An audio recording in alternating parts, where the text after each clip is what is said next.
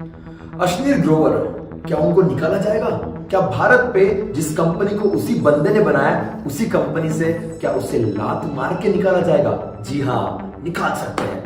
India के सबसे famous shark, India के one of the most famous businessman जो एक सेलिब्रिटी बन चुके हैं, पर बहुत ही जल्दी इनका ये सेलिब्रिटी, बहुत ही जल्दी इनका ये शार्क टैंक वाला ड्रामा उनके पर्सनल लाइफ में भी देखने को मिल रहा है, उनके बिजनेस लाइफ में भी देखने को मिल रहा है। The entire saga following Ashneer Grover of BharatPe has had its share of twists and turns, sometimes looking like something out of a movie plot. क्या हुआ एग्जैक्टली डिस्कस करते हैं आज के इस हमारे छोटे से सेशन के अंदर। जल्दी से इस वीडियो को लाइक कर दीजिए और हमारे चैनल को सब्सक्राइब कर दीजिएगा। तो दोस्तों, डिस्कस करते हैं क्या हुआ अश्नीर ग्रोवर के साथ। 2018 में उन्होंने ये कंपनी बनाई थी जिसका नाम है BharatPe, one of the best company जो छोटे छोटे मर्चेंट्स को फाइनेंशियल ट्रांजैक्शन में मदद करती है। बाय नाउ पे लेटर, इस कंसेप्ट को उन्होंने इंडिया में इंट्रोड्यूस किया और जो बहुत ही फेमस हो गया विद इन 4 इयर्स। आज इस कंपनी की वैल्यूएशन $2.58 बिलियन है।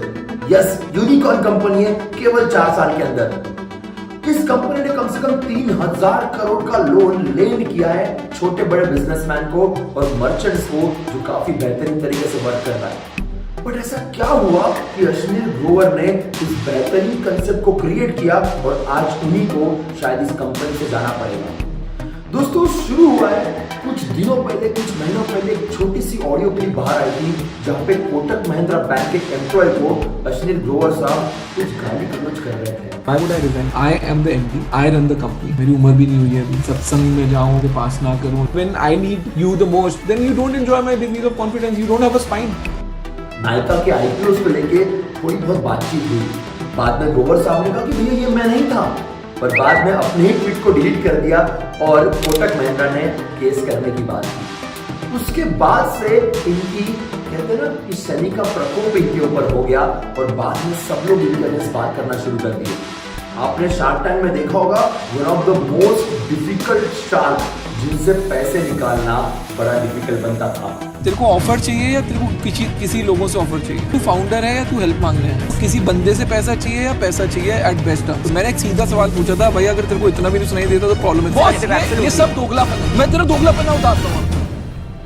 हेड स्ट्रॉन्ग है तो अपने एम्प्लॉयज के साथ भी उनके रिलेशंस कुछ ऐसे ही रहे। एम्प्लॉयज कुछ खासा खुश नहीं थे इनसे, इसलिए इनको सीईओ की पोस्ट से निकाला गया और केवल एमडी की पोस्ट दे दी। उनके जगह पे नए सीईओ को अपॉइंट किया गया। उसके बाद फिर एक प्रॉब्लम स्टार्ट हुई। सीईओ ने एक ऑडिट कमेटी बिठाई। A&M नाम की बड़ी फेमस ऑडिट फर्म है। इस ऑडिट फर्म को यह पता चला कि 50 करोड़ के आसपास का ट्रांजैक्शन तो हुआ है, 50 करोड़ के आसपास का पैसा मर्चेंट्स को दिया तो गया है, पर वो कौन मर्चेंट्स है ये कभी किसी को पता ही नहीं चला। इसका मतलब कहीं ना कहीं 50 करोड़ की धांधली हुई है। सिर्फ इतना ही नहीं, अश्नीर ग्रोवर साहब के बारे में ये बात की जाती है कि गॉड्स एटीट्यूड या गॉड्स सिंड्रोम लेके ये जीते हैं। दैट मींस कि भाई मैं ही भगवान हूँ। याद आया आपको कुछ?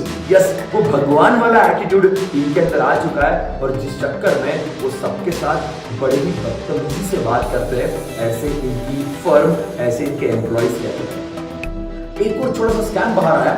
उनकी वाइफ जो इसी कंपनी में काम करती है, माधवी जैन, इन्होंने एक फेक एचआर फर्म बनाई जिस फर्म के फाउंडर अपने ही भाई को रखा और वहां से भी करप्शन किया गया, ऐसी बातचीत की जाती है। पर ये पहला नहीं है। लास्ट ईयर भी जीएसटी के पेमेंट को लेके भी कुछ बवाल सा मचा था और जीएसटी का एक नोटिस भी इनको आया था। अब इतना सब कुछ होने के बाद क्या होगा अश्नीर ग्रोवर का, ये क्वेश्चन सबके सामने आता है। इनके इन्वेस्टर्स कह रहे हैं कि भैया आप निकल जाइए कंपनी से। इनको एक लीव पे भेजा गया।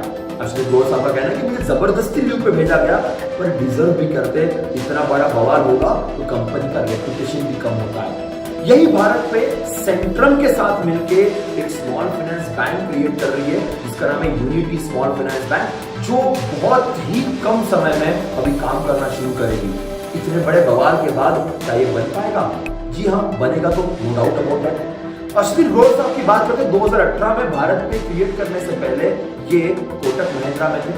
कोटक महिंद्रा से वो ब्रोकर्स के अंदर बड़े बेहतरीन पोजीशन पे थे और बाद में इन्होंने अपनी कंपनी शुरू की।